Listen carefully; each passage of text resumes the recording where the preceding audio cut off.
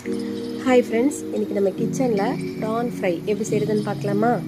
அதுக்கு 1/2 kg அளவுக்கு ப்ரான்ஸை clean பண்ணி எடுத்து வச்சுருக்கேன்.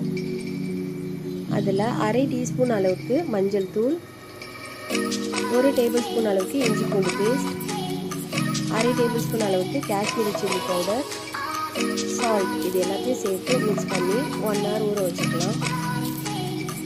ஒரு ட்ரை மசாலா ரெடி பண்ணி அதுக்கு ஒரு பேனில் 2 டேபிள் ஸ்பூன் அளவுக்கு முழு மல்லி சேர்த்துக்கிறேன், 1 டேபிள் ஸ்பூன் அளவுக்கு சீரகம், 1 டேபிள் ஸ்பூன் அளவுக்கு சோம்பு, 1 டேபிள் ஸ்பூன் அளவுக்கு பெப்பர், 10 காஞ்ச மிளகாய், இது எல்லாத்தையும் ட்ரை ரோஸ்ட் பண்ணி ஆற வச்சுக்கலாம்.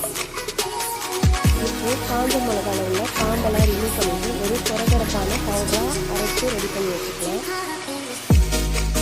ப்ரான்ஸ் ஃப்ரை பண்ணுறதுக்கு ஒரு தவாவில் 3 டேபிள் ஸ்பூன் அளவுக்கு ஆயில் சேர்த்துக்கிறேன்.